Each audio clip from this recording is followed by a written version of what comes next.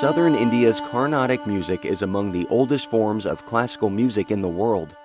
For generations, this complex art form, with lyrics in 5 languages, has been passed down mainly through oral tradition. An apprenticeship with a master artist is still the best way for a young vocalist to learn. I'm Aisvarya Chandrasekar. I'm a senior at Rutgers University studying electrical engineering, and I've learned Carnatic music for close to 16 years now. I was born to a very music-loving family, so I can't remember a time I wasn't singing, but I formally started learning when I came here to New Jersey at the age of 6. My name is Rajeswari Satish. I've been teaching Carnatic music for almost 25 years now. I grew up very much soaked in the Carnatic tradition because there was music at home all the time. Hearing my mother practice the veena, and then I started my own formal lessons when I was 7 years old. I was very fortunate to have very, very knowledgeable, eminent teachers to guide me right from the beginning. So they put down a strong foundation for me to learn. She learned from the masters of Carnatic music. So she comes with so much knowledge. She just knows so much about Carnatic music.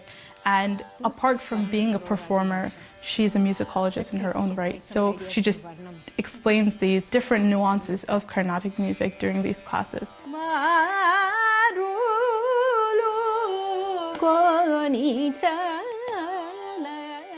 It's extremely important in an oral tradition like Carnatic music to have most of your knowledge come through listening. 1, because it's an oral tradition, and 2, because there's a lot of freedom to explore. The compositions are somewhat rigid, but not totally rigid. Each one has his or her own interpretation of it, and the improvisational forms are primarily influenced by the different styles that you listen to.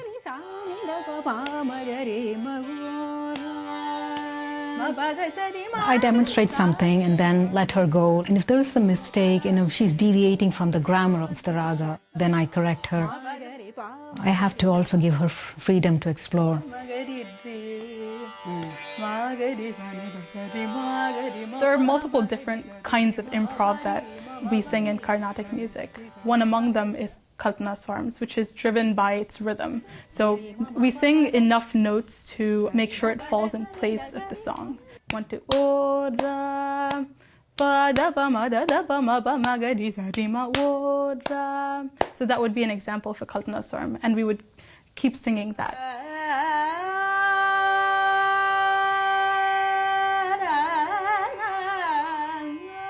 There are different aspects of Carnatic music, whether it be your ability to sing fast, whether it be your ability to sing slowly, whether it be your ability to sustain yourself and have the stamina to sing for many hours. Because some of these concerts last for 3 hours and you need to have the stamina to sing for 3 hours.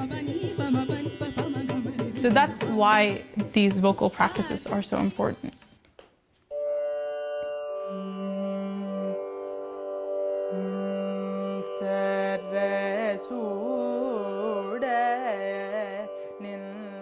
When you do get introduced to Carnatic music, you go through a very methodical set of exercises. And no matter how many years you've been singing or you end up singing, these are things you come back to and practice almost on a daily basis so your voice gets used to singing. Aisvarya is a very accomplished student. She goes home and does her homework, and she comes here with a lot of passion for learning, and she's always ready for the next lesson when she shows up. A folk arts apprenticeship grant from the New Jersey State Council on the Arts helped Aisvarya continue her training in the midst of a busy senior year. When you don't constantly sing, when you don't constantly train your voice, you lose the techniques. And this is where the apprenticeship really did help, because I had classes on a weekly basis. I had to practice for these classes. And I ended up finding time and finding ways I could have time to practice and sing.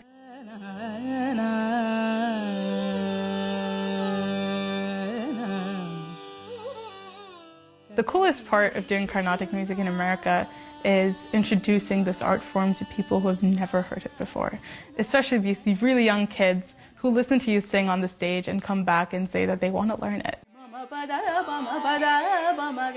The music is evolving Students like Aisvarya, they're very important for the spread of the art form, and that's the reason it is alive and kicking.